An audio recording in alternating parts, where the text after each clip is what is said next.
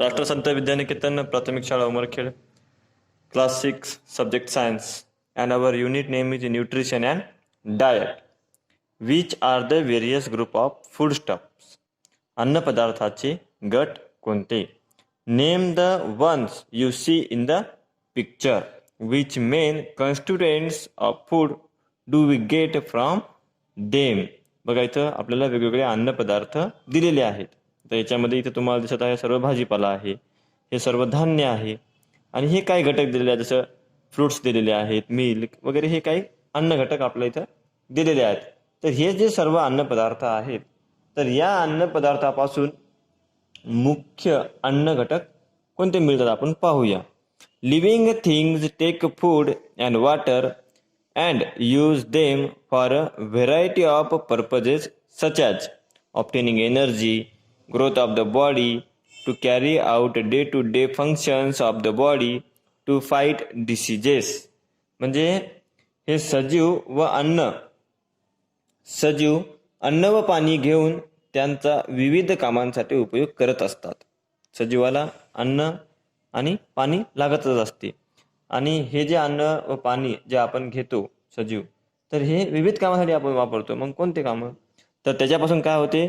आपल्याला ऊर्जा मिळते, त्याच्यानंतर आपल्या शरीराची वाढ होते, आणि जे शरीराच्या दैनंदिन क्रिया असतात ते पार पाडणे, विशेष म्हणजे जे आपल्या आजारी पडतो त्याचा प्रतिकार करणे. तर हे जे सर्व गोष्टी आहेत, तर हे आपल्याला अन्न व पाणी यांच्यापासून एनर्जी मिळत असते, म्हणजे ऊर्जा मिळत असते. न्यूट्रियंट्स अँड फूड स्टफ्स म्हणजे पोषक तत्वे आणि अन्न पदार्थ. There are 6 main nutrients in our food. कोणते कोणते आहेत? Carbohydrates, fats, proteins, fibre, vitamins and minerals. म्हणजे कार्बोदके झालं, स्निग्ध पदार्थ, प्रथिने, जीवनसत्वे, खनिजे आणि तंतुमय पदार्थ जे असतात, हे आपल्या अन्नातील पोषक तत्वांचे मुख्य प्रकार आहेत. These nutrients are present in the different food items we eat in differing proportions. Let us learn more about some of them. मग आपण खातो त्या विविध अन्न पदार्थांमध्ये ही पोषक तत्वे वेगवेगळ्या प्रमाणात असतात. त्यांपैकी काहींची अधिक माहिती आपण पाहूया. Energy giving nutrients, carbohydrates. Our main need is of energy. It is fulfilled by carbohydrates. Hence, our diet includes a large proportion of cereals in the form of rice, chapati, or roti.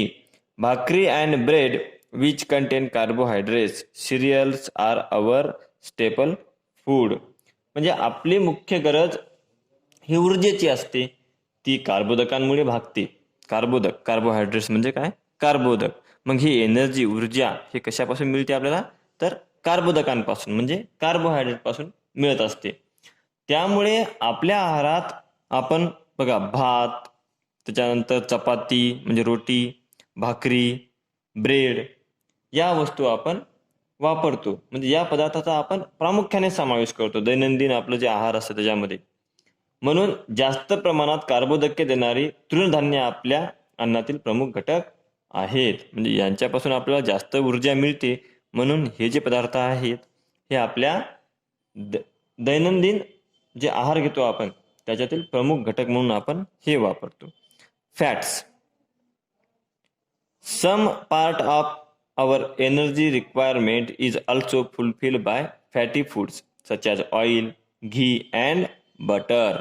दिलेले आहेत oil, घी, butter हे जे दिलेले आहेत नाही हे पदार्थ, तर या पदार्थापासून म्हणजे तेल झालं, तूप, लोणी अशा स्निग्ध पदार्थापासूनही आपली ऊर्जेची गरज थोड्या प्रमाणात भागत असते. We get energy in the form of heat from the food we eat. Heat is measured in kilo calories.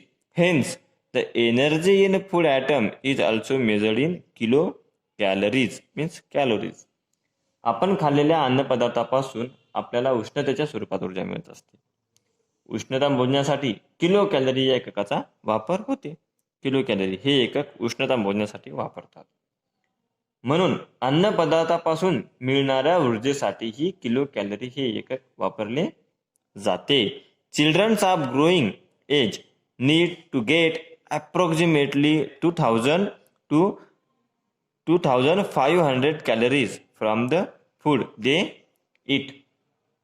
म्हणजे वाढत्या वयातील मुलामुलींना रोज साधारणपणे 2000 ते 2500 किलो कॅलरी ऊर्जा अन्नातून मिळवण्याची गरज असते. Proteins. We need proteins for the purpose of growth, repairing the wear and tear of the body, and for other life processes. We get proteins from the sprouts, milks, and milk products, meat, and eggs in our food. Protein म्हणजे प्रथिने. मग हे प्रथिने आपल्याला कशासाठी लागतात? तर वाढीसाठी, शरीराची होणारी झीज भरून काढण्यासाठी व इतर जे जीवनक्रिया असतात त्यासाठी आवश्यक जे असलेली प्रथिने, कडधान्ये, दूध व दुग्धजन्य पदार्थ, त्याच्यानंतर मांस, अंडी अशा अन्न पदार्थापासून आपल्याला मिळत असतात. प्रथिने कशापासून मिळतात? तर कडधान्य, दूध, दुग्धजन्य पदार्थ, मांस, अंडी हे जे अन्नपदार्थ आपण खातो यांच्यापासून सुद्धा आपल्याला प्रोटीन्स मिळत असते. इथं काही प्रोटीन्स म्हणजे प्रथिने हे काही पदार्थ दिलेले आहेत, यांच्यापासून प्रोटीन्स आपल्या शरीराला मिळत असते. Minerals and vitamins. मिनरल्स म्हणजे खनिजे आणि विटॅमिन्स म्हणजे जीवनसत्वे. To improve the body's resistance to disease and for other life processes the body needs vitamins, minerals and fibres in the diet. We obtain these nutrients mainly from vegetables and fruits. म्हणजे रोगप्रतिकारक शक्ती, resistance व शरीराच्या इतर जीवनावश्यक जे क्रिया असतात त्यासाठी आपल्याला बघा खनिजे, जीवनसत्वे आणि तंतुमय पदार्थ यांची आवश्यकता असते. ते आपल्याला प्रामुख्याने कुठून मिळतात? तर ते प्रामुख्याने आपल्याला फ्रुट्स आणि व्हेजिटेबल्स म्हणजे फळे आणि भाज्या यांच्यापासून ते मिळत असते.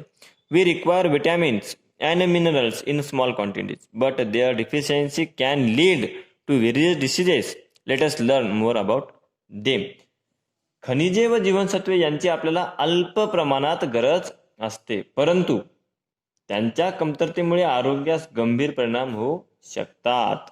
म्हणजे जरी आपल्याला हे खनिजे आणि जीवनसत्वे, मिनरल्स आणि विटॅमिन्स हे शरीराला कमी प्रमाणात लागत असतील, पण त्यांची डिफिशियन्सी म्हणजे कमतरता जर शरीरात झाली तर ते गंभीर स्वरूपाचे आजार निर्माण करू शकते.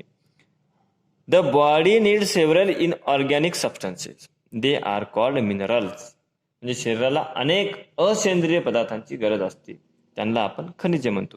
The table below give example of some minerals and provides information about their functions in the body. The various sources of the minerals as well as the diseases caused by their deficiency. बघा खाली तुम्हाला एक table दिलेला आहे.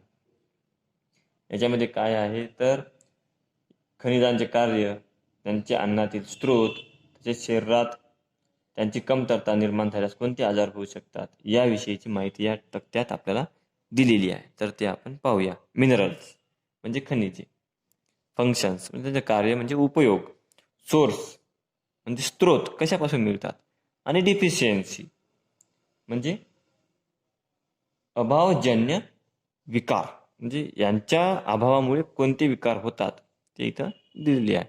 Iron म्हणजे काय होते? लोह. आता याचा उपयोग काय आहे? Carrying oxygen two all parts of the body. मग आयरनचा उपयोग काय आहे? शरीराच्या सर्व भागांपर्यंत काय? ऑक्सिजन पोहोचवणे. सोर्स आता हे कशापासून मिळते? तर meat, spinach, apples and raisin म्हणजे हे आपल्याला मांस, पालक, सफरचंद आणि मनुका यांच्यापासून हे लोह मिळत असते. आता याची डिफिशियन्सी म्हणजे याच्यापासून कोणता विकार होतो?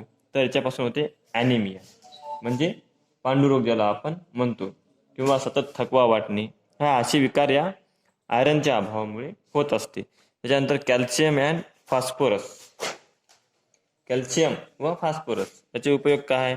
स्ट्रेंथन बोन्स अँड टीथ म्हणजे दात, हाडे मजबूत करणे हे याचं कार्य आहे कॅल्शियम आणि फॉस्फरसचं. आता सोर्स हे कशापासून मिळते? Milk and milk products, green leafy vegetables and meat. हे कशापासून मिळते आपल्याला? दूध आणि दुधापासून जे पदार्थ बनतात त्यांच्यापासून. हिरवे पालेभाजी, मांस याच्यापासून हे मिळत असते. आता डिफिशियन्सीमुळे कोणते विकार होतात? Bad teeth, brittle and weak bones म्हणजे दात खराब होणे, हाडे ठिसूळ व कमकुवत होणे, हे याची डिफिशियन्सी आहे कॅल्शियम अँड फॉस्फरसची. Iodine controls growth, speed up chemicals reaction in the body, वाढीचे नियंत्रण, त्यानंतर शरीरात होणाऱ्या रासायनिक क्रिया गतिमान करणे, हे आयोडीनचं काम आहे.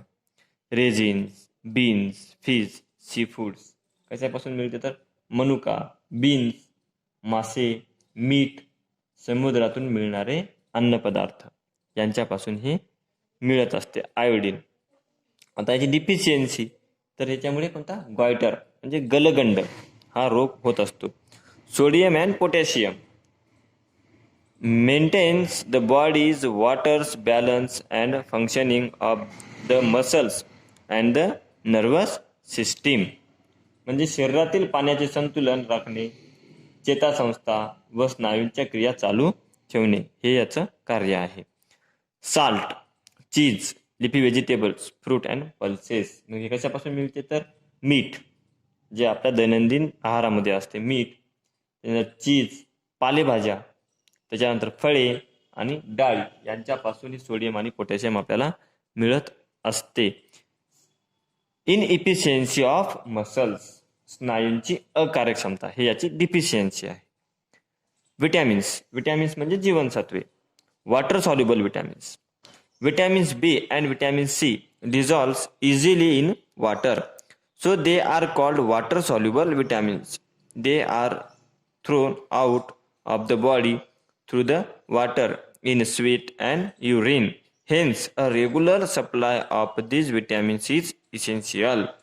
B1, B2, B3, B6, B9 and B12 are the important type of vitamin B. Water soluble vitamins म्हणजे काय? जलविद्राव्य जीवनसत्वे. बी अँड सी हे जीवनसत्वे पाण्यात विरघळतात म्हणजे ती जलविद्राव्य आहेत. म्हणजे ही विटॅमिन बी आणि विटॅमिन सी जे आहे हे आपल्या शरीरात गेल्यानंतर पाण्यामध्ये विरघळतात, त्याच्यामुळे याला म्हटलेलं आहे water soluble vitamins.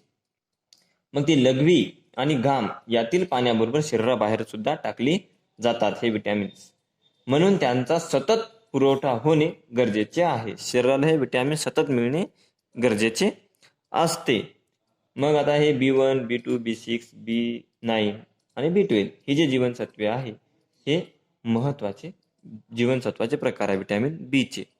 Water insoluble vitamins आता जल अविद्राव्य जीवनसत्वे म्हणजे पाण्यात न विरघळणारी.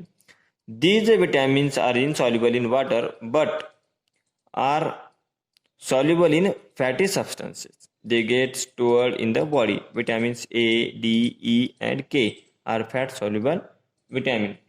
म्हणजे ही जे जीवनसत्वे आहेत ही पाण्यात विरघळत नाहीत, ती स्निग्ध पदार्थ म्हणजे शरीरातील मेदात विरघळतात, त्यांचा शरीरात साठा होतो. आता कोणते विटॅमिन्स आहे? A, D, E आणि K हे जल अविद्राव्य जीवनसत्वे आहेत.